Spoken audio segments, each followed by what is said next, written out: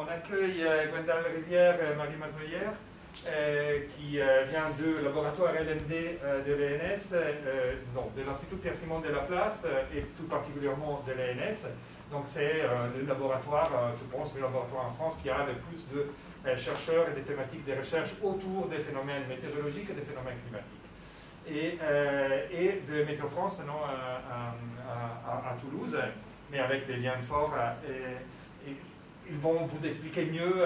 Je crois que tous ces projets, aussi les projets qu'ils vont présenter, est lié à un projet de l'ANR autour de certaines campagnes de mesures particulières. C'est une conférence expérimentale en présence, un peu particulière, parce que on a un peu dérogé à notre règle d'avoir des expériences ici sur la table qu'on va vous montrer. Mais les thèmes, je crois que ceux qui ont regardé les news ces week-ends s'en rendent bien compte, les thèmes est quand même un thème extrêmement important, extrêmement utile à traiter. Et amener une tempête ici pour montrer comment on fait des mesures sur les tempêtes, ça aurait été vraiment compliqué. Donc on a décidé que même si on ne peut pas vous montrer l'expérience en elle-même, on va écouter comment on peut améliorer les modèles qui nous permettent de faire des prévisions en faisant des mesures dans des endroits où c'est clairement pas facile d'y accéder, parce qu'on sait très bien que l'expérience sur la table, on peut la préparer, on peut la contrôler, mais une tempête, on sait, oui, on peut prévoir plus ou moins quand ça aurait lieu, mais c'est pas, on ne peut pas savoir où ça va se passer, quand ça va se passer, et donc faire des expériences dans ces cadres-là, c'est particulièrement compliqué. Et donc, comme d'habitude, on vous laisse présenter tous vos recherches, la façon dans laquelle modèles et expériences se mettent ensemble pour arriver à une meilleure qualité, surtout de nos prévisions, je crois que c'est à la fin notre ambition. Et après, on aura la possibilité de poser des questions pour avoir des explications sur ce que vous faites. Si vous êtes connecté en ligne, vous pouvez écrire sur le chat de YouTube ou bien lever votre main sur Zoom ou écrire sur le chat de Zoom et poser vos questions même à distance. Et je ne sais pas exactement où je dois regarder, mais vous êtes quelque part là. Et donc je laisse la parole à Marie. Merci Mathieu.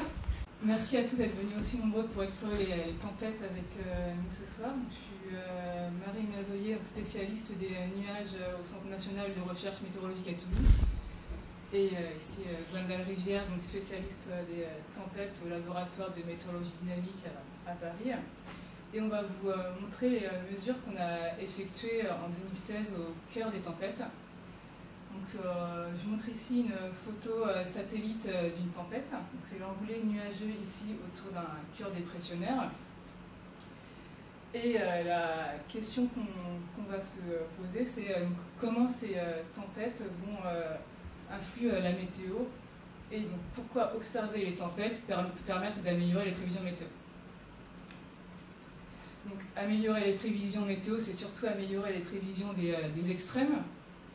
Donc, je montre ici plusieurs exemples d'extrêmes météo, donc les tempêtes hivernales qu'on pourrait avoir en ce moment, donc qui vont causer des forts dommages par les vents induits.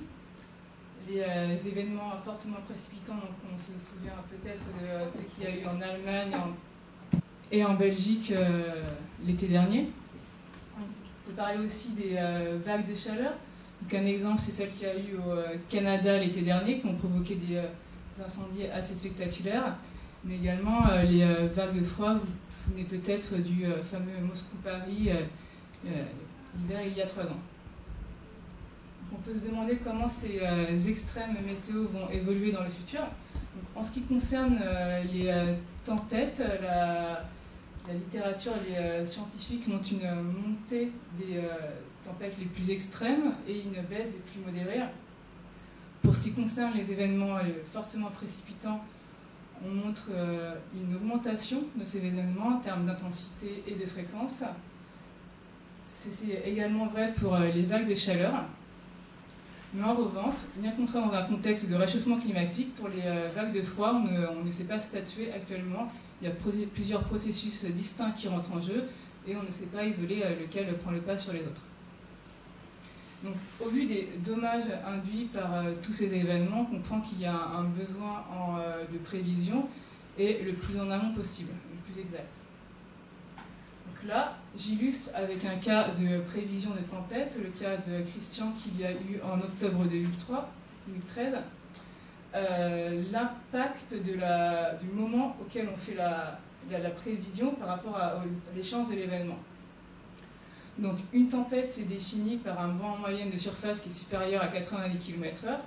Ici, on montre la prévision de rafales de vent 2 jours avant l'événement, et ici, 12 heures avant. Donc on voit les plages de couleurs ici représentent l'intensité du vent. Plus c'est foncé, plus les rafales de vent vont être fortes. Donc on voit qu'entre 2 jours avant et 12 heures avant, la localisation de la tempête des vents forts sont à peu près au même endroit. Mais ce n'est pas vrai pour les vents les plus forts. 2 jours avant, ils vont être localisés sur la Cornouaille, alors que 12 heures avant, ils vont être localisés sur le Danemark ici. Et si on compare par rapport aux observations de rafales de vent qu'on dispose de stations météo un peu partout sur le territoire, elles montrent que les vents les plus forts étaient effectivement localisés sur le Danemark. Donc on a un apport de la prévision la plus proche possible. Et donc on voit bien qu'on a un besoin d'améliorer nos prévisions pour pouvoir anticiper les événements le plus tôt possible. Donc, en revanche, les prévisions météo, elles s'améliorent en moyenne, c'est ce que montre cet article de Nature, la fameuse revue. Mais en fait, elles avancent de façon très lente, et c'est dû à 2 raisons. C'est dû à l'avancée de la connaissance sur les processus physiques, et l'autre raison, c'est dû à l'augmenter la puissance de calcul des ordinateurs. Ce graphe ici, il montre la capacité des modèles à prévoir les phénomènes météo. Donc 100%, ça veut dire qu'on est parfait. On remarque qu'on ne l'atteint jamais. Et là, 100%, on est un peu moins bon. Et ici, là, c'est l'évolution avec les années. Donc on voit bien cette lente évolution avec le temps. Et les couleurs montrent l'échéance de prévision. Donc là, c'est 3 jours avant les événements. Ici, 10 jours. Donc plus on est proche, plus la prévision va être bonne. Mais en revanche, donc, comme je disais, on n'atteint jamais 100% d'exactitude.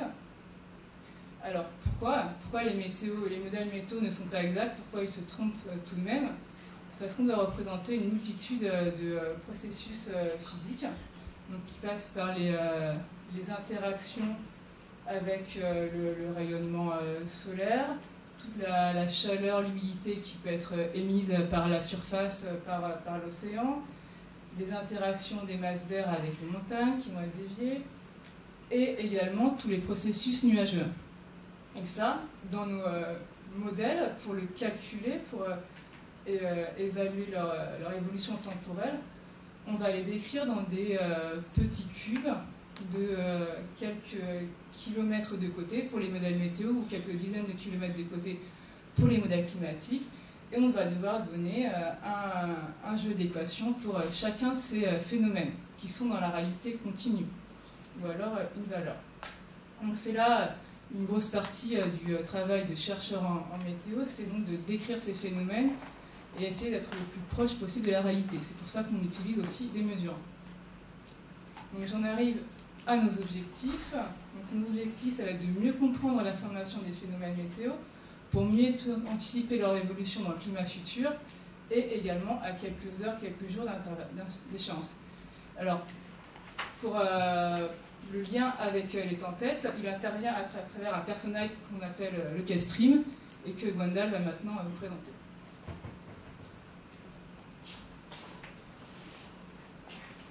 Bonsoir à tous. Donc, le jet stream, vous en avez peut-être entendu parler, c'est un acteur principal des latitudes tempérées et notamment va être responsable ou en partie responsable du déclenchement des événements extrêmes dont on a parlé, dont Marie vous a parlé au tout début.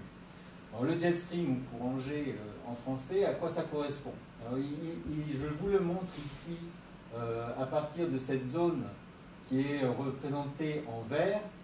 et qui représente les vents supérieurs à un certain seuil, 180 km/h que j'ai choisi ici, vers 10 km d'altitude. Donc c'est un courant d'air très fort à 10 km d'altitude et avec des vents qui peuvent dépasser 200 km/h. Et vous remarquerez que la première chose que vous pouvez voir sur ce graphe, sur ce plot, cette image animée, c'est que les vents se déplacent d'ouest en est. Vous voyez qu'ici, ils vont principalement d'ouest en est, même s'il y a des déviations, parfois vers le sud comme ici, ou vers le nord par là. C'est principalement un vent d'ouest en est. Alors, le jet stream, il y en a dans l'hémisphère nord, qui font le tour qui ont autour de l'hémisphère nord, et puis vous en voyez aussi dans l'hémisphère sud, et c'est principalement à partir des régions subtropicales vers 30 nord de latitude, ça peut avoir des excursions jusqu'aux régions polaires. Alors ce qu'on voit ici aussi en plage colorée, donc en plus du jet stream, c'est la pression à la surface, et vous voyez que quand une dépression se forme, là c'est les zones en bleu que vous voyez sur la flèche, le jet stream contourne la dépression de la même façon et tourne de la même façon que la dépression. Alors il faut savoir qu'une dépression dans l'hémisphère nord, c'est associé à une circulation dans le sens opposé des aiguilles d'une montre, comme ici. Et vous voyez que le jet stream, juste au-dessus, donc à 10 km au-dessus de la dépression, il est en train aussi de tourner principalement dans le sens contraire des aiguilles d'une montre. Et plus vers l'est, vous avez un anticyclone en rouge, là, vous voyez, et un contournement, un écoulement atmosphérique qui va, cette fois-ci, dans le sens des aiguilles d'une montre. Donc, ils vont voir, on s'aperçoit que, même si c'est déjà un peu flou encore, que le jet stream est étroitement lié à ce qui se passe en surface, et on va rentrer plus petit à petit dans le détail de ces processus d'interaction entre le jet stream et les dépressions à la surface. Donc, Marie, vous avez présenté essentiellement 4 types d'extrêmes météo qu'on connaît aux moyennes latitudes, ou aux latitudes tempérées dans lesquelles nous vivons, en France et en métropole. Et donc, il y a les tempêtes de vent hivernales, et les événements fortement précipitants, les vagues de chaleur et les vagues de froid. Alors on va voir que ces événements sont associés à des configurations très spéciales du jet stream. Et pour les tempêtes de vent, qu'est-ce qu'il faut pour créer une tempête de vent? Il faut un jet très intense. Ça a été le cas pendant les tempêtes de Noël 99. C'était associé à la formation, avant que la tempête ne se forme, à la formation d'un jet puissant qui a dépassé 250, voire approché 300 km/h en altitude à 10 km, et que l'on représente ici en rouge. Donc le dernier contour que vous voyez, c'est 70 mètres par seconde, donc plus de 250 km/h. Voilà, donc vous avez un jet très intense qui aussi sert de couloir pour les tempêtes. Donc les tempêtes sont générées en général là où vous avez des contrastes thermiques très importants entre le continent américain qui est froid en hiver et la région plus océanique où il y a les remontées du Gulf Stream qui amènent une certaine chaleur. Ces contrastes thermiques dans l'atmosphère vont générer les tempêtes et plus les contrastes thermiques sont forts, plus le jet stream est fort et plus les tempêtes vont pouvoir extraire de l'énergie à ce jet stream. Donc on voit bien qu'il y a une association entre jet intense et l'énergie des tempêtes et le creusement des tempêtes. Maintenant, quand on regarde les événements fortement précipitants, ça n'a rien à voir en termes de configuration de votre jet stream. Vous avez ici un jet un peu mollasson vers le nord, un autre que vous voyez en rouge plus vers le sud, au-dessus de la Méditerranée, et entre les deux, ce qu'on appelle la goutte froide, qui est une anomalie cyclonique, donc, qui se tourne dans le sens contraire des aiguilles d'une montre, et qui est isolée pendant un certain temps du reste du jet stream, donc qui s'est détaché, c'est une anomalie du jet stream qui s'est détachée du jet stream, et qui reste stationnaire, donc qui reste au même endroit pendant quelques jours, et qui va canaliser les masses d'air humides et chaudes dans certaines régions. Notamment là, vous avez de l'air chargé d'humidité venant de la Méditerranée, mais aussi pour ce cas qui s'est passé en juillet 2021, c'est potentiellement de l'air humide qui vient de la mer du Nord et qui va être condensé et amener à ces fortes précipitations sur l'Allemagne et sur la Belgique. Donc là, on voit que c'est une perturbation particulière, cyclonique, qui s'est détachée du jet stream qui est à l'origine de ces événements fortement précipitants.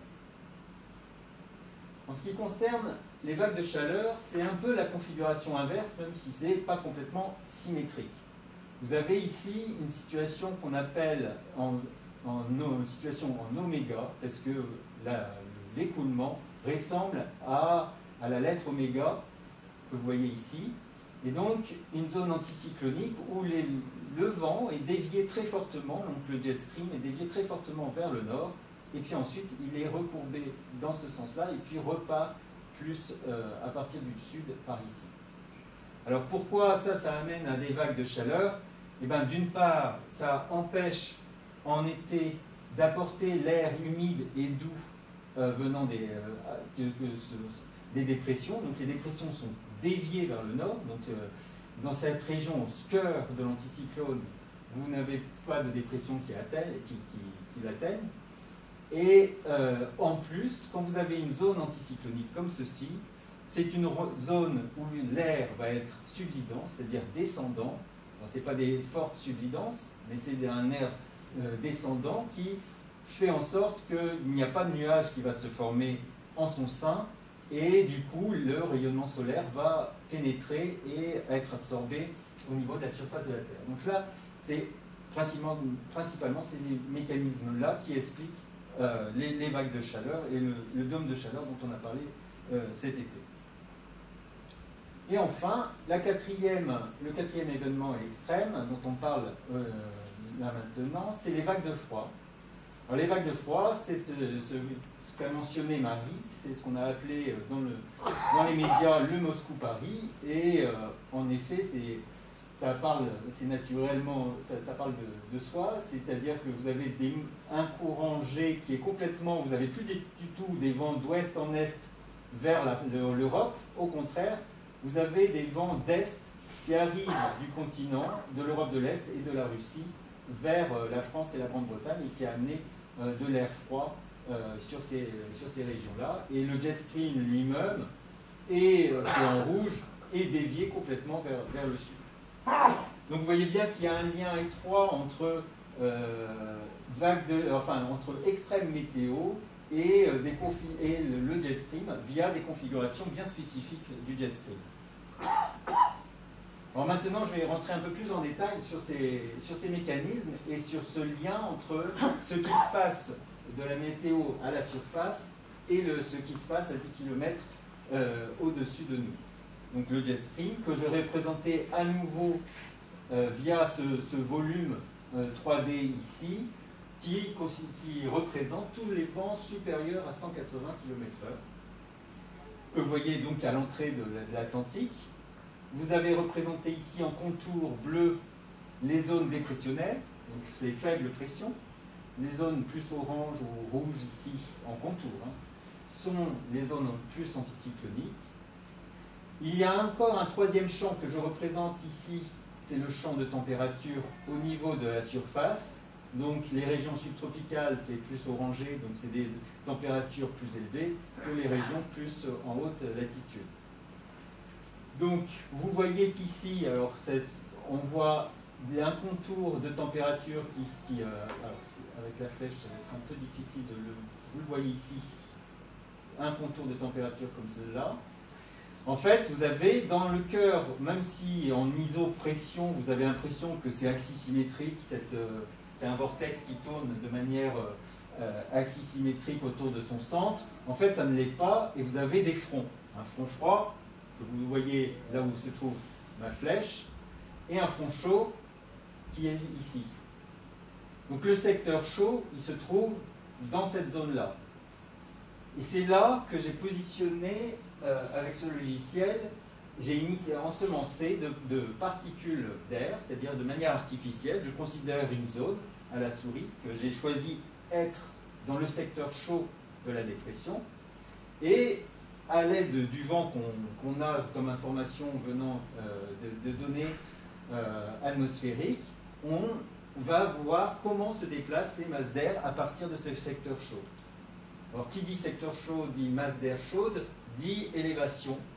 Et ce qu'on va voir, c'est qu'il y a en effet, dans le petit film que je vais vous montrer, une élévation de ces masses d'air au cours du temps. Et c'est ce qu'on va appeler une bande transporteuse d'air chaud en français, ou warm conveyor belt en anglais. Donc, vous voyez l'élévation. Alors, les séquences, c'est des séquences d'une heure. Et vous voyez qu'en quelques heures, vous avez une montée des masses d'air au niveau du jet stream. Après, ces masses d'air, elles se sont transportées de manière horizontale d'ouest en est, avec le flux moyen qui est d'ouest en est. Vous voyez que la zone où j'avais initié ces particules d'air, elle se trouve plus à l'ouest que les masses d'air ensuite. Donc il y a un déplacement d'ouest en est, et il y a une élévation, et vous voyez que les masses d'air épousent la forme du jet stream. Donc on sent que là, il y a quelque chose qui se passe entre la surface et l'altitude. Et notamment, ce qui se passe, c'est que quand ces masses d'air qui sont chargées d'humidité vont s'élever, elles vont condenser, et pendant il va y avoir un dégagement de chaleur latente qui va influencer et modifier le jet stream, la circulation atmosphérique plus en altitude. Vous voyez bien qu'il y a une interaction entre jet stream et tempête, parce que quand je vous l'ai dit tout à l'heure, les tempêtes se nourrissent du jet stream. Plus le jet est intense, plus elles vont être fortes, mais en même temps, vous voyez que les tempêtes peuvent rétroagir sur le jet stream via ces masses d'air ascendantes. Alors comment peut-on en savoir plus sur ces interactions entre le jet stream et les tempêtes? Eh bien, à partir d'observations.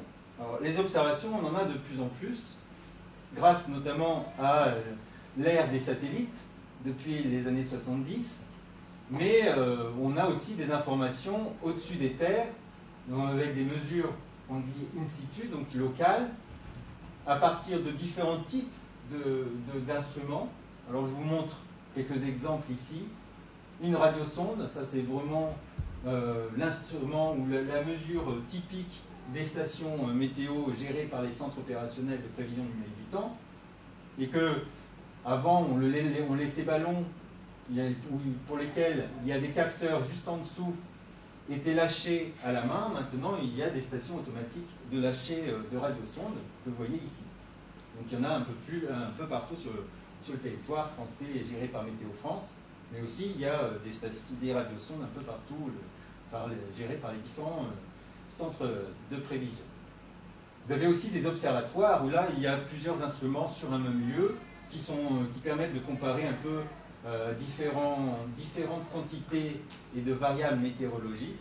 Là c'est un observatoire qui se trouve dans les Pyrénées, à Lannemezan, qui est notamment ce qu'on voit là, c'est des petites antennes liées à un radar qui permet de mesurer, de scanner toute l'atmosphère entre 0 et 20 km et de donner une information sur le vent entre 0 et 20 km.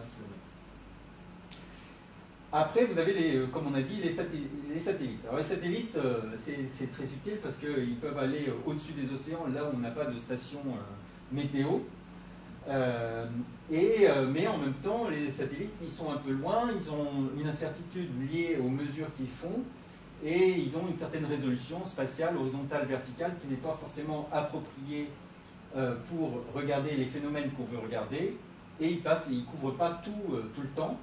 Donc on a besoin aussi de campagnes de mesure dédiées à l'observation de certains phénomènes en particulier qui nous intéressent.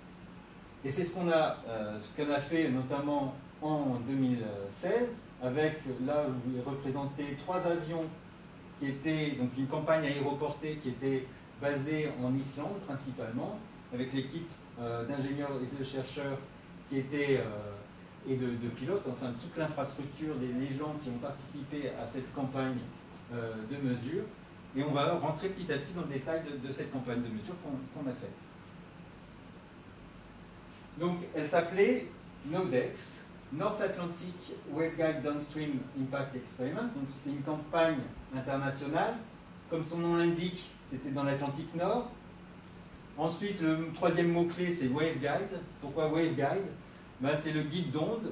C'est-à-dire que ça fait référence au jet stream. Comme je vous l'ai dit, le jet stream, c'est un peu le couloir où passent les tempêtes. C'est un peu où il y a toutes les perturbations atmosphériques qui passent. Et donc, sert un peu de guide de ces perturbations. Et ensuite, Downstream Impact Experiment. Pourquoi Downstream Impact? Ben, c'est qu'une fois que les tempêtes ont interagi avec le jet stream au milieu de l'Atlantique, ensuite les perturbations du jet stream vont éventuellement déclencher une autre perturbation plus en aval, plus vers l'est, et former des événements extrêmes dans des régions habitées sur l'Europe. Donc c'est un peu l'idée de la campagne de mesure, faite avec 4 avions de recherche, donc 3 basés en Islande, comme je l'ai dit, 2 avions allemands, un français, un britannique. Et il y avait un avion allemand de longue portée. Vous voyez ici les différentes trajectoires effectuées, des vols effectués pendant ces deux mois entre septembre et octobre 2016. Alors, vous voyez qu'il était à longue portée, hein, il peut traverser cet avion de recherche, il peut aller traverser l'Atlantique. Et là, à l'occasion de cette campagne, il est allé au plus loin vers le nord du Canada, mais aussi vers le nord de la Norvège. Et voilà. Après, il y a d'autres types d'avions de recherche. Il y a des avions de recherche à moyenne portée. Il y avait l'autre avion allemand, et puis il y avait l'avion français, qui sont des avions assez petits, où c'est assez serré en fait d'être dedans, parce qu'il y a tous les instruments de mesure qu'on doit mettre. Et en plus, ce sont donc moyenne portée, alors que celui-là c'était longue portée. Moyenne portée, mais en même temps on peut faire pas mal de vols autour de la région où on était basé, qui était l'Islande, Keflavik, l'aéroport de Keflavik. Voilà. Donc on a fait une quinzaine, on était dans l'équipe française, on a fait une quinzaine de vols que vous voyez ici, hein, c'est tous les tracés, c'est les vols effectués. Donc certains sur le Groenland, d'autres sont passés sur l'Écosse. Et cet avion, qui est un avion qui est géré par l'unité de recherche Saphir, qui est basée sur l'aéroport de Toulouse-Blagnac, qui dépend à la fois du CNRS, de Météo France et du CNES. Donc, et ensuite, il y avait aussi l'avion britannique qui a fait quelques vols qui n'étaient pas tout le temps présents. Voilà. Alors, comment se passe une campagne de mesure aéroportée? Alors, en fait, campagne de mesure aéroportée dédiée à l'étude de ces phénomènes en particulier. À chaque fois, il faut s'adapter au phénomène en question. Pour le coup, là, on parle de tempêtes de grande échelle, de plusieurs milliers de kilomètres. Vous vous êtes rendu compte un peu de toutes les cartes qu'on a montrées jusqu'à présent. Tempête, pour nous, ça veut dire quelque chose de grande échelle, de quelques milliers de kilomètres. Et vous avez planification des vols qui peuvent se faire du coup 1 à 3 jours à l'avance, parce qu'on a une bonne idée de la trajectoire 1 à 3 jours à l'avance des tempêtes, même s'il y a une incertitude comme l'a mentionné Marie, on a quand même une idée a priori de qu'est-ce qui va se passer comme type de phénomène météo. Donc on discute, on a des meetings journaliers où on discute à partir de prévisions météorologiques de différents modèles, de différents centres opérationnels de prévision numérique du temps, parce que certains modèles disent qu'il va y avoir tel scénario, d'autres modèles disent qu'il va y avoir tel autre scénario. Donc on réfléchit un peu quel est le scénario le plus probable, et puis on commence à réfléchir qu'est-ce qui nous intéresse, qu'est-ce qu'on veut. Enfin, on a nos objectifs scientifiques, et à partir de ce qu'on voit comme carte météo, où est-ce qu'on peut aller voir en fonction des objectifs scientifiques qu'on a. Donc en particulier, notre objectif scientifique qui était le nôtre pour l'équipe française en particulier, c'était d'aller voir les zones où il y a ce dégagement de chaleur latente et toutes les zones de nuageuses, des bandes transporteuses d'air chaud que je vous ai illustré précédemment. Et voilà, donc une fois qu'on a identifié cette zone-là, on dessine des plans de vol ensemble entre scientifiques. Le gros problème après, est-ce que c'est réalisable? Et donc, on discute avec les pilotes de ce qu'on a prévu de faire. Et eux, ils connaissent les contraintes du trafic aérien. Notamment en Islande, c'est juste le sud de l'Islande, c'est la région où il y a tous les transatlantiques. Donc là, on n'aimait pas trop quand il y avait les systèmes d'intérêt qui se trouvaient au sud de l'Islande, c'était pas bon pour nous parce qu'on était très contraints et on ne pouvait pas tout observer comme on voulait. Donc on a ces contraintes, les pilotes nous les donnent, nous donnent ces informations, donc on ne peut pas voler à la hauteur qu'on veut, etc. Mais on fait ce qu'on peut et on s'adapte en fonction de ces contraintes-là. Donc là, c'est 2 pilotes de Saphir qui sont ici. Et puis là, il y a 4 scientifiques issus de l'équipe française et norvégienne. Alors là, qu'est-ce qu'on avait à bord de l'avion? Qu'est-ce qui a permis de faire des mesures? On a ce qu'on appelle des instruments de télédétection active. C'est-à-dire qu'ils envoient un signal électromagnétique qui est de différents types de fréquences. Radar, c'est radio, et lidar, c'est laser, donc dans le visible, et qui vont donner, ils sont sensibles à différents types de particules d'air. Le radar, ça va être les grosses particules, les gros hydrométéores, les gros cristaux de glace, alors que le lidar, c'est plus des particules fines. Et donc c'est cette combinaison de ces 2 sensibilités qui va nous donner une information sur la texture des nuages. Et notamment, là, je vous montre une illustration d'un vol qu'on a effectué sur le Groenland, où on voit, jusqu'à l'est de la côte est du Groenland, où on voit le signal radar. Alors, quand vous avez des couleurs, c'est qu'il y a des nuages, c'est qu'il détecte, vous êtes sûr qu'il y a des nuages. Lorsque vous n'avez pas de couleur, comme c'est un peu ici, c'est qu'il n'y a pas de nuages, ou alors le radar n'est pas assez sensible pour détecter des nuages, et donc le lidar va vous dire s'il y a des petites particules qui sont quand même ici et qui pourraient être des zones nuageuses assez fines. Mais globalement, on a une information sur les nuages épais avec ce radar, et ce qu'on voit ici comme signal, c'est la zone de fonte, juste en dessous, là où vous avez un signal très important du radar, donc de ce qu'on appelle la réflectivité. Ça veut dire que vous avez de la pluie, au-dessus vous avez des nuages épais, et plus on est en altitude, là vous avez un signal moins fort, donc des concentrations moins importantes de glace en altitude. Alors, il y a une autre illustration sur cette diapo, c'est qu'est-ce qu'on voit quand on est à bord de l'avion et quand on est sur un poste, et en l'occurrence un poste radar comme ici. Donc là vous avez... Alors, il faut savoir que ce n'est pas des phénomènes qui sont violents en tant que tels pour l'avion, hein, c'est des phénomènes lents, même si en surface ça peut aller jusqu'à 100, 150 km/h et peuvent être importants pour les activités socio-économiques. En tout cas, pour nous, quand on vole sur ces dépressions de grande échelle, c'est pas très grave.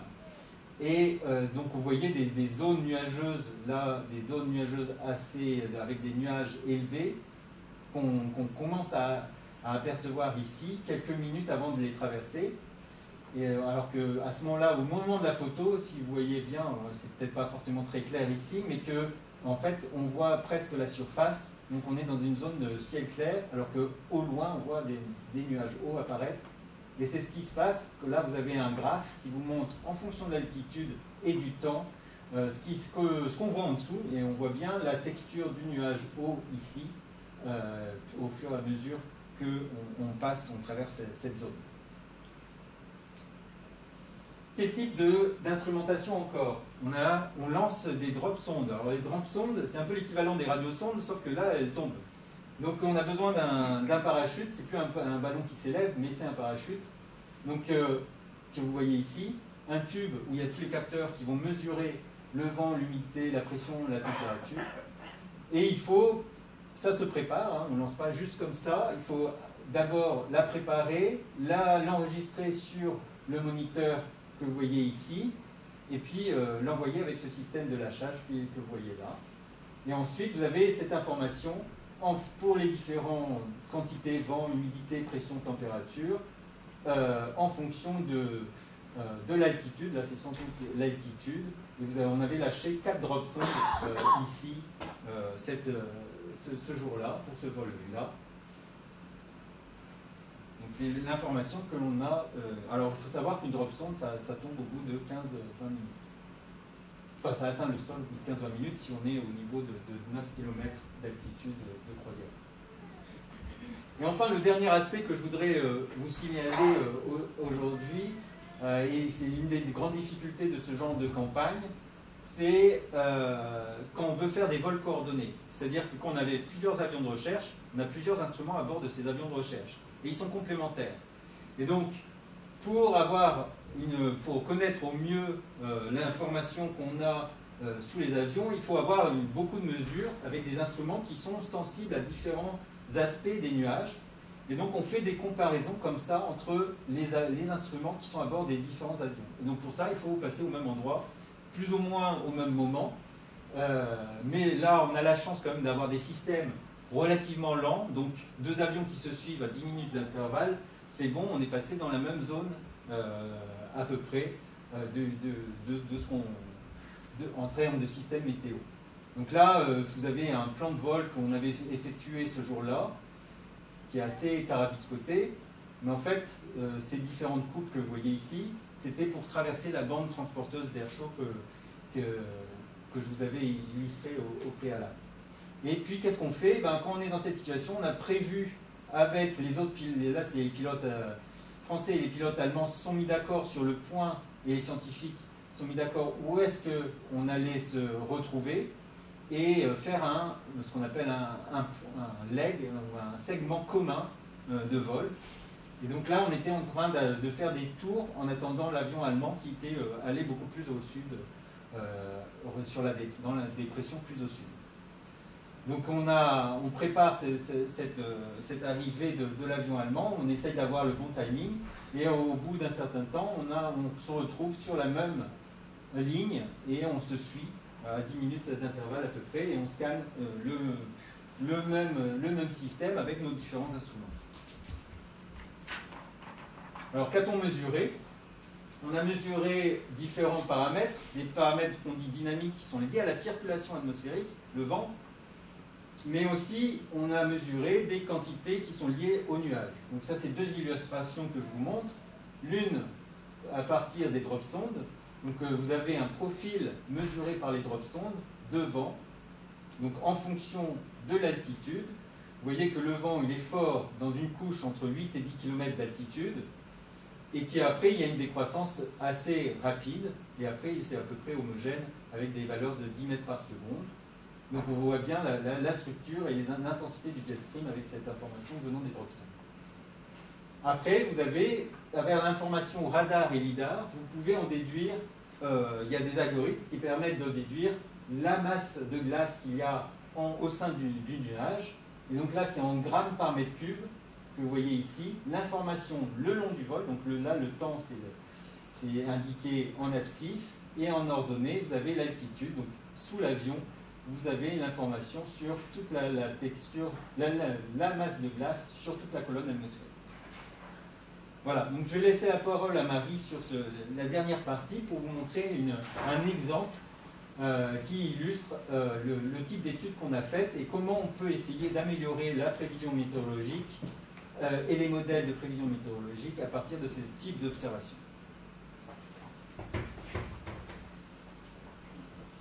Merci Wendell. Alors je vais vous montrer un cas d'études de tempête dans laquelle les avions de recherche ont fait des vols. Donc on voit ici une photo satellitaire de la tempête et ici 2 triangles où les avions ont volé. Donc cette tempête, elle a déplacé le jet stream. On voit ici la modification du jet stream qu'elle a induite. Et cette modification du jet stream s'est amplifiée vers l'est, c'est ce que Wendell expliquait tout à l'heure, et a mené à une situation à peu près stationnaire de ce jet stream qui va induire une météo à peu près constante sur l'Europe pendant une dizaine de jours. C'est ce qu'on appelle un blocage scandinave, centré sur la Scandinavie. Et donc nous, sur cette tempête, on s'est intéressé à la représentation des nuages parmi tous les processus physiques qu'il faut décrire pour prévoir la météo. Donc on a cherché avec notre modèle de recherche, donc, qui représente l'atmosphère par des petits cubes de 2,5 km de côté, à décrire le plus précisément possible les nuages et les interactions qui s'y passent. Alors, un nuage, c'est quoi? C'est d'abord de la vapeur d'eau, mais pas que, c'est aussi de la vapeur d'eau condensée, sous forme solide ou liquide, et on regroupe ces condensats sous le nom d'hydrométéores. Au sommet du nuage, on va avoir des petits cristaux de glace qui vont faire quelques micromètres à millimètres de diamètre. Quand ils vont se regrouper entre eux, ils vont faire de la neige, qui va atteindre quelques millimètres. Et quand cette neige va commencer à fondre, on décrit une espèce dans nos modèles météo qui s'appelle le gros pelle. Donc ici, je vous montre une illustration. C'est de la neige un peu fondue, un peu roulée, avec éventuellement une couche de liquide autour. Et ensuite, au-dessus de 0 degré, on va retrouver les gouttelettes qui, quand elles vont s'agglomérer, vont former les gouttes. Donc ces espèces, je mets ici les ordres de grandeur, donc elles vont faire que quelques micromètres à millimètres de diamètre, et regroupées ensemble, elles vont constituer des nuages qui, eux, font quelques kilomètres à dizaines de milliers de kilomètres, comme c'est le cas des tempêtes d'envergure. Et donc nous, on va devoir décrire ces hydrométéores et les interactions qu'ils ont entre eux dans des petits cubes de 2,5 km de diamètre. Donc une information. Alors, dans notre modèle météo, on a plus d'une vingtaine d'interactions entre les espèces qui régissent leurs évolutions. On va s'intéresser principalement à une dans cette étude. Donc ça va être la plus importante. C'est les processus de condensation et de croissance des espèces par dépôt de vapeur. Donc ces hydrométéores vont croître en absorbant la vapeur d'eau, donc ils vont grossir en masse et en diamètre. Et ce faisant, cette réaction chimique va dégager de la chaleur, donc chauffer l'air autour.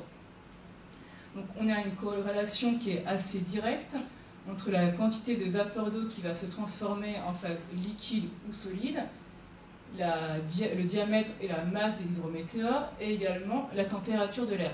Plus on transforme de la vapeur, plus on chauffe, et plus aussi les hydrométéores vont être gros. Et donc on se pose la question, nous, de comment on quantifie cette vapeur d'eau qui se transforme. Donc ça dépend de plusieurs processus. Donc les ascendances de masse d'air, ce qu'on voit en montagne quand les nuages se forment, le refroidissement, l'apport d'humidité, ce qui va former par exemple les brouillards, également le mélange des masses d'air. On peut imaginer aussi différents processus. Alors c'est difficile de faire une mesure directe de cette vapeur d'eau en excès qui va se déposer.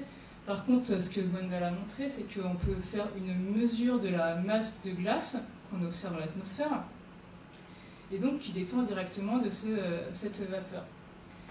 Alors, dans les modèles météo, il y a plusieurs descriptions possibles qui existent, et nous, on va en comparer deux. Donc, la première version, c'est la version ICE3, c'est celle qui est utilisée de façon opérationnelle dans le modèle de Météo France, et la seconde version, c'est une version de recherche sur laquelle on travaille et qui a été montrée être plus performante pour simuler les fortes pluies méditerranéennes. Donc la question qu'on se pose, c'est lequel de ces schémas va être le plus performant pour représenter les tempêtes. Alors pour évaluer ceci, donc on compare aux mesures de la campagne NODEX. Donc là, ce que je montre ici, ce sont les observations de quantité d'espèces solides, donc de glace, de neige et l'espèce gros pelle que je vous ai présenté, le long d'un vol avion. Donc on a ici le temps et là l'altitude. Donc on retrouve ici qu'on n'a que quelques grammes par mètre cube d'espèces solides dans nos nuages au final. Et on va simuler donc la tempête qu'on a observée en utilisant l'un ou l'autre de nos schémas pour le dépôt de vapeur. Donc ICE3 ou Lima. On observe les couleurs ici représentent la quantité de glace. Plus on est rouge, plus il y a de glace. On voit qu'on en a beaucoup dans les observations, un peu moins avec nos deux modèles. Et on observe qu'on en a plus avec le modèle ICE3 qu'avec le modèle Lima. Donc le modèle ICE3 va faire plus de glace que le Lima. En fait, ce qui se passe, c'est qu'il va déposer plus de vapeur. Donc s'il dépose plus de vapeur, on peut se poser la question de est-ce qu'il va aussi chauffer plus? Est-ce qu'il va dégager plus de chauffage? Donc c'est ce qu'on représente ici. Donc on montre une prévision à plus une quarantaine d'heures en utilisant l'une ou l'autre des descriptions. Et ce que je montre ici, c'est la différence d'évolution du temporel de la température moyennée sur une tranche d'atmosphère. Donc je montre ici Lima moins ICE3. Donc si on est bleu, ici, ça veut dire que Lima est plus froid que ICE3 et le rouge, ICE3 est plus chaud. Donc on voit qu'on est globalement bleu ici, ce qui veut dire que Lima chauffe moins qu'ICE3 parce qu'il dépose moins de vapeur. Comme ICE3 est plus chaud, et donc là on peut s'imaginer c'est un peu le même processus que si on fait chauffer une casserole d'eau. Plus on chauffe, plus il va y avoir des ascendances de masse d'air, plus il y aura des déplacements de masse d'air, et donc là c'est à peu près la même chose qui se passe. ICE3 est plus chaud, on va avoir plus de déplacements de masse d'air, et en fait on va déplacer le jet stream plus fortement avec ICE3 qu'avec Lima. Je représente le jet stream ici avec le trait plein pour ICE3 et le trait pointillé pour Lima. Alors en fait la différence elle est de quelques degrés de latitude, mais ça a une prévision qui est seulement depuis 42 heures. On imagine qu'avec le temps cet écart va augmenter. Alors je montre maintenant l'impact sur le vent au niveau du jet stream, donc à peu près à 10 km d'altitude. Donc ce plot, ce graphique, c'est une différence de vent à peu près à 10 km d'altitude entre Lima et ICE3. Donc on retrouve qu'avec, on a les couleurs plus bleutées ici, donc un vent plus fort avec ICE3. La différence elle est à peu près de 10 mètres par seconde à ce niveau-ci. Et donc pour évaluer lequel de ces modèles est le plus proche de la réalité, on va utiliser nos observations de drop sondes. Donc les drop sondes, elles vont mesurer le vent sur la verticale. Donc le long de ce vol, on a eu un vol avion ici, qu'a échantillonné justement, c'est l'endroit où on a eu des fortes différences de vent. Donc c'est celle-ci qu'on va regarder de façon préférentielle. Donc, nos observations ici sont en noir et les modèles ICE3 en bleu et le Lima en rouge. Donc on retrouve la position du jet stream sur ces graphiques de 4 drop sondes avec les vents supérieurs à 40 mètres secondes, au-delà de 8 km. Et donc ce qu'on voit, c'est qu'avec le modèle ICE3, on va être beaucoup plus proche des observations, notamment sur ces 2 drop sondes ici, qu'avec le Lima. On est même très très proche. Donc il va permettre une meilleure description de nos tempêtes. Ce qui suggère qu'on a encore quelques améliorations à identifier pour notre modèle de recherche Lima. Donc j'en arrive maintenant à la conclusion de cet exposé. Donc on a relevé plusieurs points clés. Le premier, c'est que les extrêmes météo ils sont dépendants des formes d'un vent à 10 km qu'on appelle le jet stream, qui est représenté ici. Le second, c'est que les tempêtes elles déplacent le jet stream vers le nord. Donc voilà, donc ça c'est la forme d'une tempête. Ensuite, pour décrire une tempête, il y a de multiples processus physiques à considérer, à comprendre et à modéliser. C'est pour ça qu'on a besoin de nos observations. Et enfin, les nuages qui composent les tempêtes, ils sont constitués d'hydrométeurs qui ne font que quelques micromètres à millimètres de diamètre et ils vont donc impacter la météo à l'échelle de dizaines de milliers de kilomètres en poussant le jet stream. Et enfin, l'étude qu'on a menée, nous, elle montre que différentes descriptions du dépôt de vapeur sur les hydrométéores, elle va impacter la météo, la position du jet stream. Donc il y a de multiples perspectives évidemment à cette étude et on va se focaliser plutôt sur les perspectives expérimentales. Et ça c'est Gwendal qui va vous présenter. Donc ça c'est notre dernier transparent qui montre un peu les perspectives donc, de nouvelles campagnes. En l'occurrence là c'est une campagne qu'on a prévue pour l'année prochaine en août 2022. On appelle campagne FinIce. au-delà donc du cercle polaire, dans cette région qui est appelée le Svalbard, qui appartient à la Norvège et qui se trouve à l'est du Groenland et qui est proche du bord de la banquise à cette période estivale. Et donc ce qui nous intéresse, c'est d'étudier comment... Alors il y a des tempêtes aussi dans ces régions-là, des tempêtes arctiques qui sont d'assez grande échelle. Alors, il y a différents types de dépressions dans ces régions, mais nous, ce qui va nous intéresser, c'est les tempêtes arctiques estivales qui ont une importance notamment pour quand elles interagissent avec le bord de la banquise, et elles peuvent fragiliser la banquise et éventuellement accélérer sa fonte en été. Et donc ces interactions entre dépression et banquise, et interactions entre aussi dépression et nuages dans ces régions polaires sont particulièrement importantes.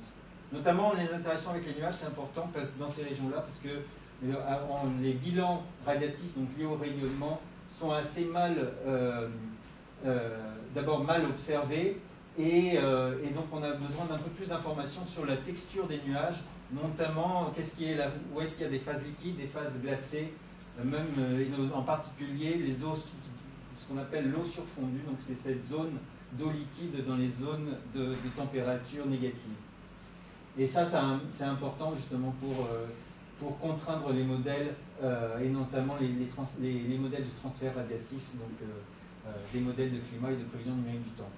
Alors, dans cette perspective-là, on a prévu 2 avions, un avion français encore de l'unité Saphir. Saphir, c'est cette unité dont on a parlé aujourd'hui, qui exploite 3 avions de recherche qui ont des capacités différentes. Et là, on utilisera un autre qui a la capacité de voler en moyenne troposphère, mais qui peut porter plus d'instruments, et notamment des capteurs de microphysique, en plus des radars LIDAR dont on a parlé aujourd'hui. Donc il va faire des mesures de pression, température, humidité relative, vent, et puis les contenus eau liquide et eau glacée.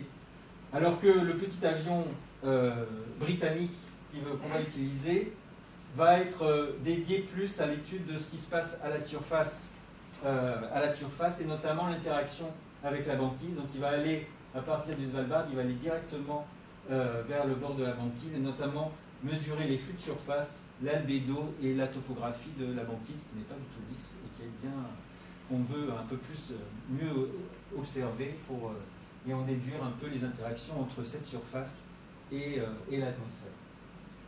Donc on termine là-dessus, et on vous remercie beaucoup pour toute votre attention. On est prêt à répondre aux questions.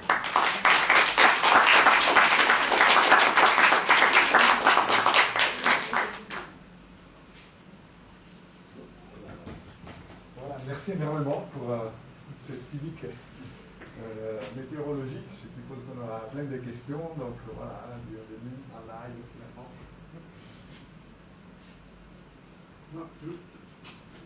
Attendez le micro pour nous. Je voudrais poser une question que j'ose à peine poser, mais la cause des jet streams, c'est bien la rotation de la Terre? Oui, la force de Coriolis, oui. Bon. Et ce qui me permet de raconter une anecdote, mais historique, mais je ne sais pas s'il est exact. On avait dit à Galilée, si la Terre tournait, il y aurait des vents terribles à la surface de la Terre. Et le pauvre, à l'époque, il n'a pas pu le démentir, puisqu'ils n'étaient pas à son niveau. Hein. Merci. Je ne sais pas si l'anecdote est exacte. En fait, Copernic avait déjà décrit les alizés. Je suis un peu historien des sciences. Copernic avait déjà décrit les alizés et...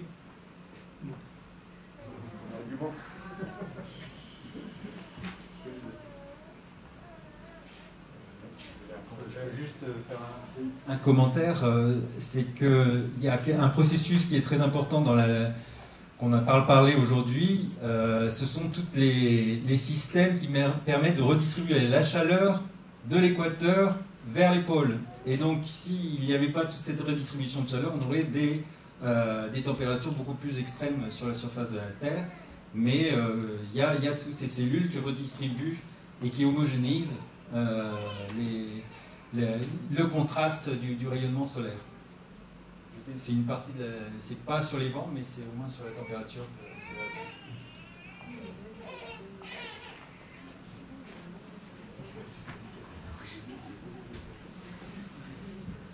Merci beaucoup pour cet exposé déjà.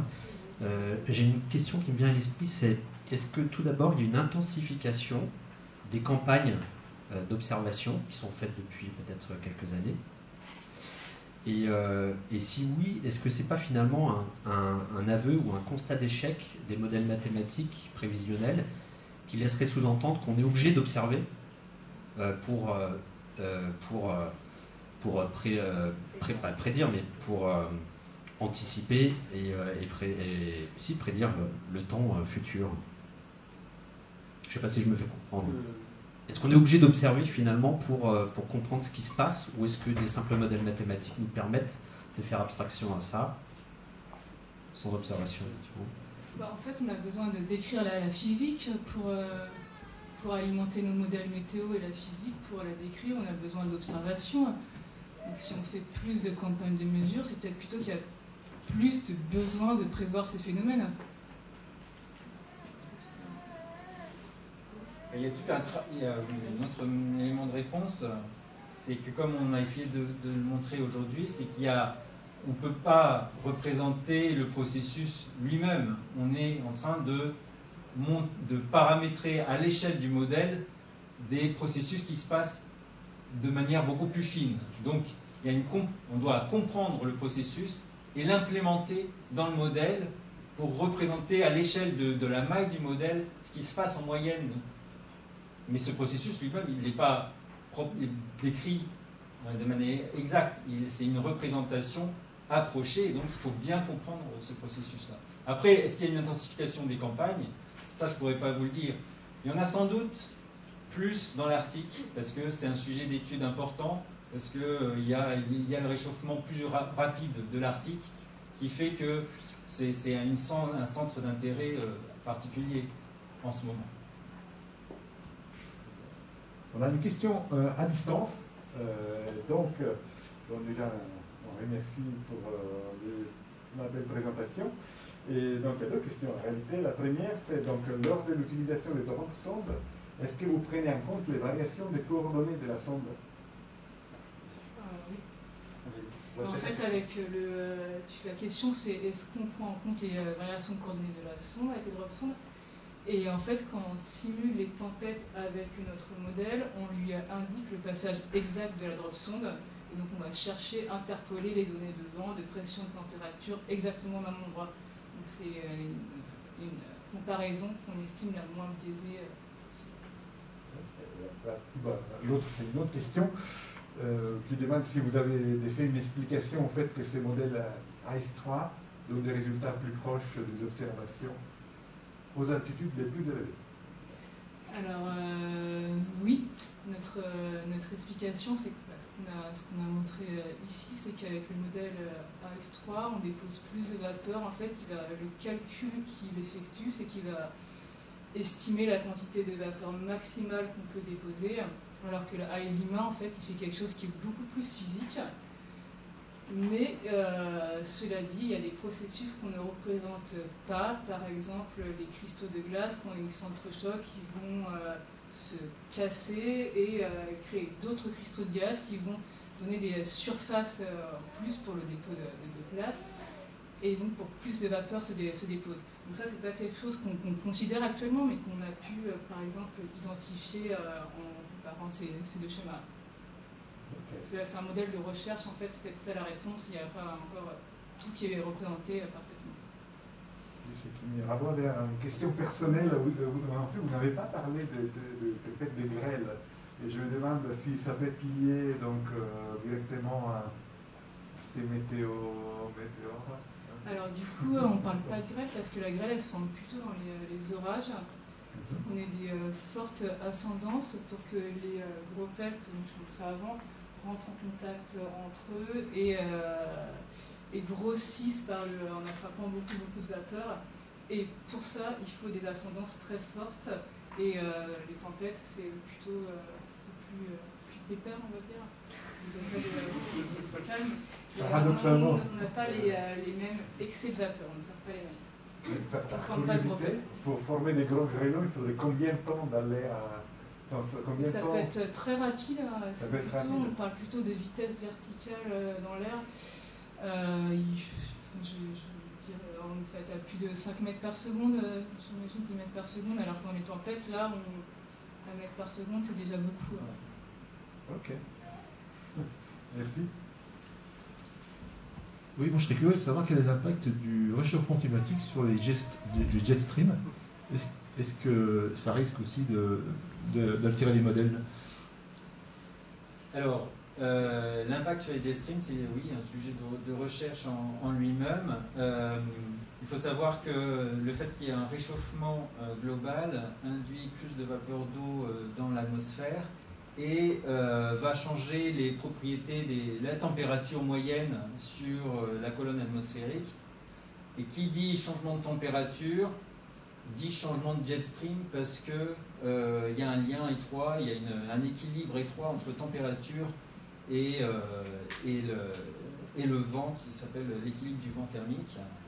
Alors, ça a été étudié.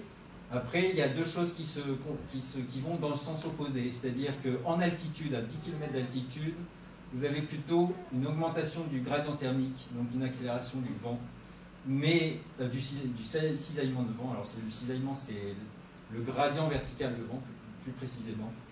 Et en basse couche, c'est l'effet inverse, parce que la surface arctique se réchauffe plus vite que la surface plus des régions basse latitude. Et donc là, c'est le gradient inverse qui s'oppose. Là, l'effet va dans le sens opposé. Donc au final, qu'est-ce qui se passe pour le jet stream? Il y a une tendance à aller vers les pôles, mais c'est pas très très marqué. Il y a une petite tendance. Mais après, c'est un sujet de recherche en lui-même. Heureusement que la Terre va continuer de tourner, a priori. On a une question à distance encore qui nous demande est-ce qu'il y a des campagnes d'études similaires dédiées à la dynamique des anticyclones? Alors, peut-être qu'on a une façon de présenter qui n'était peut-être pas on n'a peut-être pas assez insisté, mais les bandes transporteuses d'air chaud, donc ces masses d'air qu'on a vues s'élever, elles vont alimenter le jet stream dans une zone anticyclonique. Donc déjà, on s'intéresse aux anticyclones dans notre histoire. Donc c'est une zone cyclonique, c'est la tempête en surface, mais en altitude, c'est cyclonique, anticyclonique. Donc on s'intéresse à ce dipôle en altitude. Et la masse d'air qui s'élève alimente l'anticyclone là. Donc il y a déjà une vision des deux dans notre étude. Oui, merci.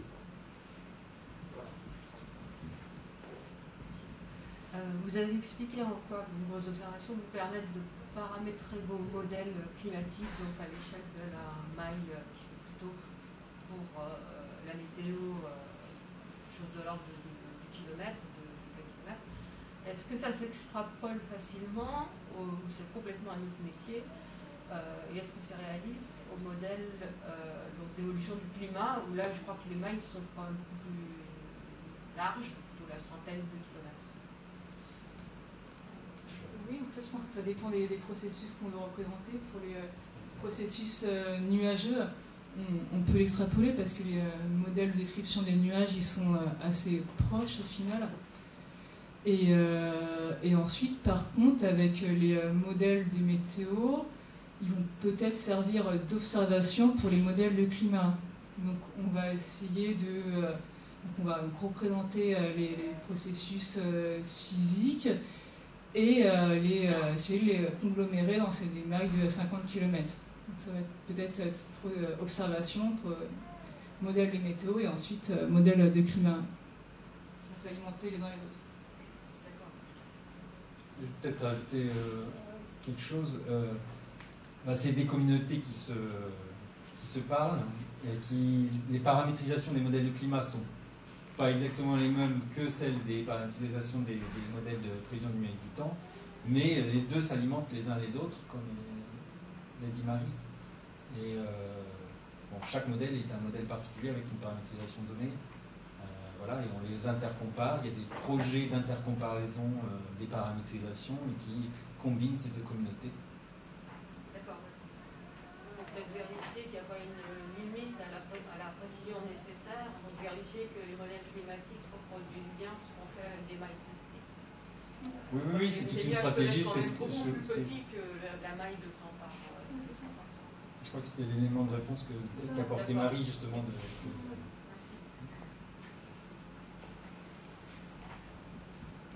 C'est une question qu'on a déjà évoquée. Le multiscale, le changement d'échelle. La maille 1 km3, les processus physiques de l'ordre du millimètre cube. Ça fait quand même un rapport de 1 milliard de milliards, 10 puissance 18. Est-ce qu'il existe des méthodes mathématiques qui permettent de fractionner le cube en quelque chose de plus fin, multi-échelle, qui permettent de raccorder les deux? Par exemple, je sais que pour les observations météo au-dessus d'Israël, ils ont des mailles de 10 km3, puis 1 km3, puis effectivement de l'ordre de 100 mètres par 100 mètres. Est-ce que ça existe aussi à cette échelle-là? Et par ailleurs, deuxième question, mais qui est liée, bien entendu, votre schéma a examiné différentes particules d'eau, un peu comme on le fait d'ailleurs pour l'océan. Quand on étudie la banquise, on a aussi des multitudes d'eau différentes. Donc là, vous avez les gros pelles, enfin les lacs, etc. Je pense qu'évidemment, plus le modèle va être complexe, et moins vous allez pouvoir être... Enfin, plus ça va être performant physiquement, mais moins vous allez pouvoir examiner les données. Qu'est-ce que donne l'intelligence artificielle là-dessus?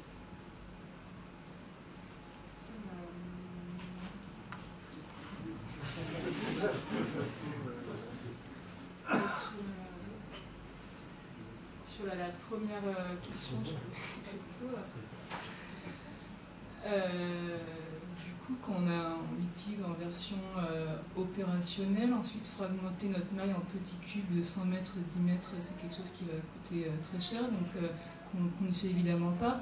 Mais par contre, évidemment, ensuite, si on veut aller comprendre ce qui se passe vraiment au plus fin, il y a des modèles de LES ou de DNS qui vont aller, elles, au millimètre, au micromètre, et qui vont essayer de comprendre le mieux possible ces interactions.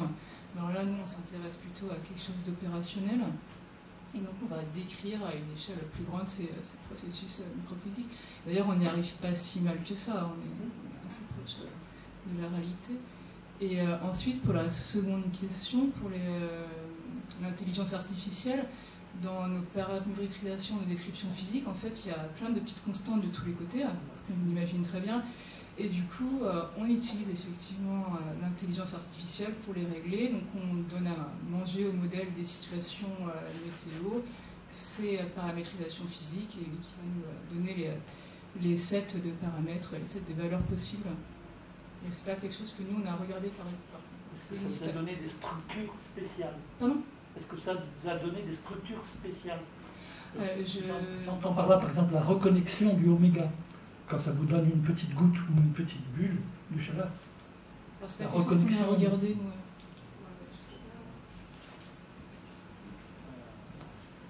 C'est pas une petite bulle, en l'occurrence, c'est très très très grand. C'est quand même...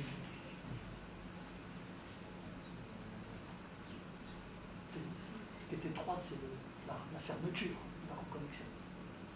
Oui, mais je ne crois pas que oméga, c'est un peu pour se rappeler de cette structure un peu qui est récurrente des dômes de chaleur, mais ce n'est pas le fait qu'il y ait cette petite point de bifurcation qui est le point crucial pour le dôme de chaleur, c'est le fait que vous ayez un anticyclone de grande échelle. Donc ça n'a rien à voir avec les champs magnétiques et la reconnexion des champs magnétiques? Non, là non, c'est vraiment le fait que ça dévie le jet et la forme oméga, c'est juste une visualisation de la structure de l'écoulement, mais ce n'est pas le point de contact qui est important.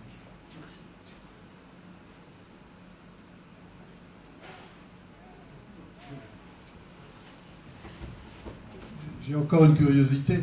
Vous n'avez pas du tout parlé des latitudes tropique-équateur avec les cyclones. J'imagine que le même type de travail est fait aux basses latitudes. je peux en dire quelques mots.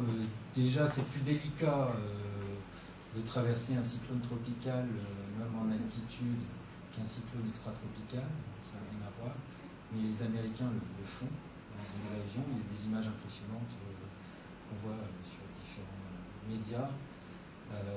Donc ça existe. Après, maintenant, ils ont tout un système de drones qui peuvent être indépendants sur des dizaines d'heures, qu'ils envoient dans les cyclones tropicaux. Donc, ça se fait et ils lancent des drop sondes dans tous les sens. Et surtout les Américains. C'est riche.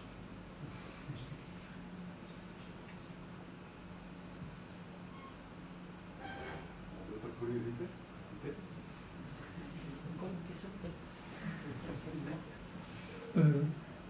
Les élèves sont très demandeurs d'ordre de grandeur de scaling. Par exemple, ils nous posent très souvent la question de la météo sur Jupiter. Et le fait qu'effectivement, quand on regarde Jupiter, il y a la tache rouge qui dure d'un orage qui a 400 ans. Qu'est-ce qui fait cette différence d'échelle? Bon, je vais botter en touche parce que je ne suis pas spécialisé à la question. Dans mon laboratoire, il y a une équipe qui s'intéresse à l'écoulement atmosphérique, pas atmosphérique, l'écoulement autour des planètes hormis la Terre. Et je ne sais plus, je ne peux pas vous dire quelles sont les caractéristiques des échelles sur chaque planète, mais à chaque fois, il y a un certain nombre d'ordres de grandeur à calculer pour chaque planète. Et après, on peut en déduire quels sont les équilibres qui sont associés et du coup, quelles sont les échelles qui émergent. Mais je ne peux pas répondre à la question sur Jupiter.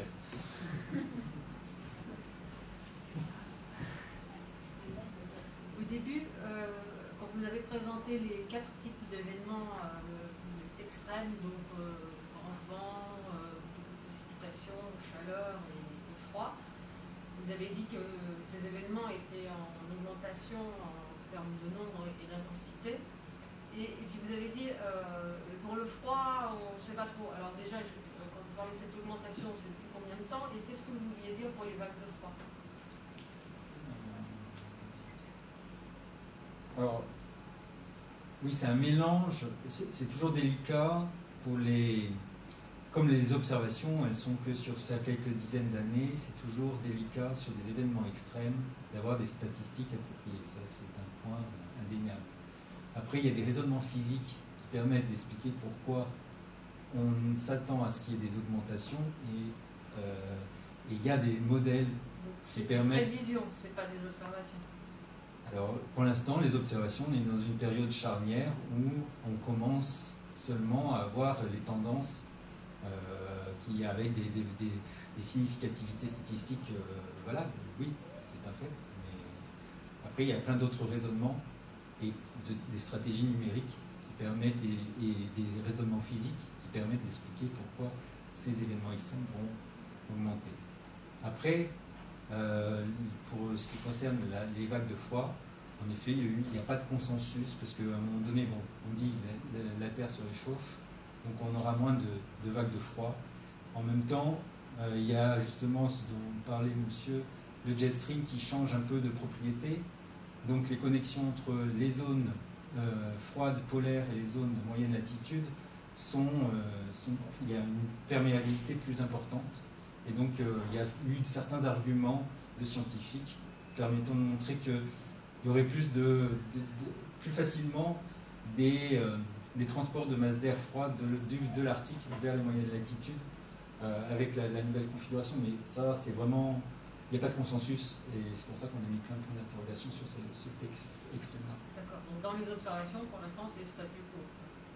Je ne suis pas un spécialiste des observations, mais je sais que sur quelques dizaines d'années, quand on parle de tempêtes, d'événements très extrêmes comme ça, c'est délicat. Merci.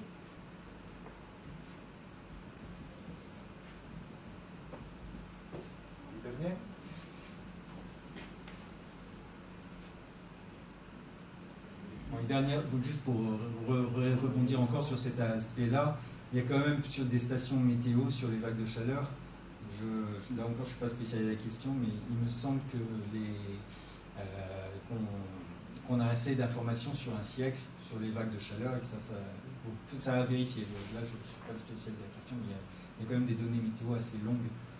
Je parle des 50 ans parce que moi je travaille sur les tempêtes et c'est vrai que ce genre de choses, on a moins d'informations parce que les tempêtes c'est beaucoup sur l'océan, etc.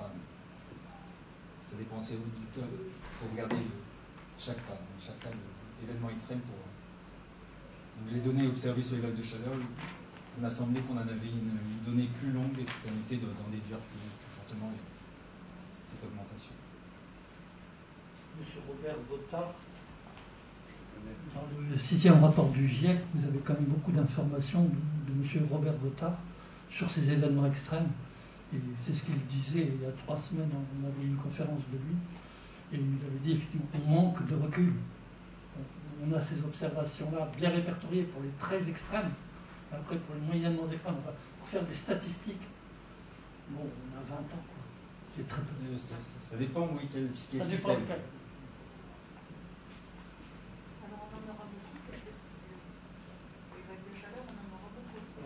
La réponse, c'est ce qu'a fait monsieur.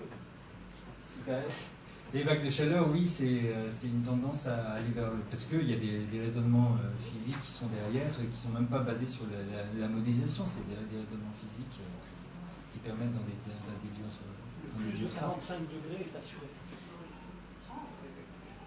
Je ne sais pas, et après il y a des incertitudes, il y a toujours une branche d'incertitude sur il y a tellement de rétroactions positives et négatives qu'il faut prendre en compte. Il y a le phénomène principal, les raisonnements principaux qui tiennent la route. Après, il y a peut-être des petites fluctuations liées à certaines rétroactions qui sont à prendre en compte aussi pour l'incertitude. Pour l'instant, le record en France, c'est 45 degrés 9 dans le Gard.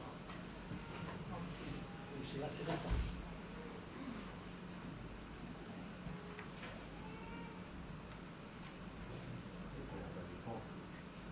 On a fait le tour, donc voilà, on remercie vraiment beaucoup nos orateurs pour cette conférence très intéressante.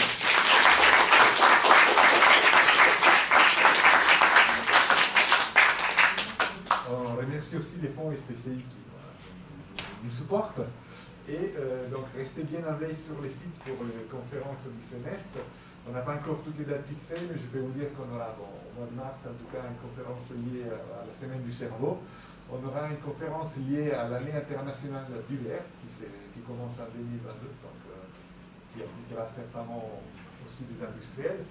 On aura une conférence sur la perception visuelle.